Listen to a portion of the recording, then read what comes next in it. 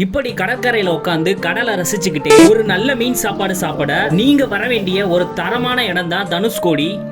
இன்னைக்கு நம்ம பார்ட் 2 வீடியோல அரியமான் பீச்சை குளிச்சு முடிச்சிட்டு இப்ப போற இடம் தான் குருசடை தீவு. ஆல்ரெடி 1 இயருக்கு முன்னாடி இந்த குருசடை தீவுக்கு நாங்க வந்திருக்கோம். அப்ப வந்தபோது காத்து ரொம்ப அடிக்குது, இன்னைக்கு போட்டிங் எதுவுமே இயங்கல அப்படின்னு சொல்லிட்டாங்க. அதனால இந்த தடவையாவது போட்டிங் போயே ஆகணும்னு வந்த எங்களுக்கு அதே நிலைமை தான் இந்த தடவையும். அலைகளோட ஃபோர்ஸ் ரொம்ப அதிகமா இருக்கு, இந்த தடவை போட்டிங் கேன்சல் பண்றோம்னு சொல்லிட்டாங்க. நாங்க போறதுக்கு கொஞ்சம் முன்னாடி தான் ஒரு போட்டு போச்சு, ஆனா எங்களுக்கு அந்த வாய்ப்பு கிடைக்கல. ரெண்டாவது தடவையுமே வந்து எங்களுக்கு அந்த வாய்ப்பு கிடைக்கல. நிறைய ஷார்ட்ஸ் ரீல்ஸ் எல்லாம் வீடியோ பார்த்தேன். அந்த குருசடை தீவு பாக்குறதுக்கே சூப்பரா இருந்துச்சு. இந்தியாவிலே முதல் மெரைன் ஆராய்ச்சி நிலையம் அங்கதான் ஆரம்பிச்சிருக்காங்க. அதையெல்லாம் பாக்குறதுக்கு ரொம்ப ஆசையா இருந்துச்சு. அடுத்த முறையாச்சும் வருவோம், அப்பயாவது நம்மளுக்கு வாய்ப்பு கிடைக்குதான்னு பார்ப்போம். அதுக்கப்புறம் நேரா தனுஷ்கோடி வந்தாச்சு. தனுஷ்கோடியில இந்த ஹவர் கிராஃப்ட் பார்த்தோம். இந்த ஹவர் கிராஃப்ட் தண்ணியில, நிலத்துல, பனிக்கட்டில எல்லாம் போகக்கூடியது. அப்படியே தனுஷ்கோடி கிட்ட இருக்கிற லைட் ஹவுஸ்க்கு வந்தாச்சு. லைட் ஹவுஸ்க்கு ஆப்போசிட்ல இருக்க நம்ம சுதா அக்கா கடைக்கு தான் வந்திருக்கோம். அப்படியே உள்ள போய் நமக்கான டேபிள பிடிச்சு உட்காந்தாச்சு. இங்க ரெகுலர் மீன் சாப்பாடு 110 ரூபாய் அன்லிமிட்டட். அது போக இன்னைக்கு என்னென்ன ஃப்ரெஷ்ஷா மீன் பிடிச்சிருக்கோன்றத காட்டுவாங்க. நம்ம முல்லட் மீன் சொல்லியிருந்தோம், இது ஒரு மீன் 100 ரூபாய். அந்த மீன் ரெடி ஆகி வரதுக்கு 20 நிமிஷம் ஆகும். அதுவரை ரெகுலர் சாப்பாடை சாப்பிட்டுட்டு இருந்தோம். மீன் குழம்போட டேஸ்ட்டுமே நான் ஹைப் கொடுக்கல, ஆவரேஜா தான் இருந்துச்சு. சாப்பாட்டுக்கு கொடுத்த இந்த பொரிச்ச மீன், குழம்பு மீனும் வெலை மீன் கொடுத்தாங்க,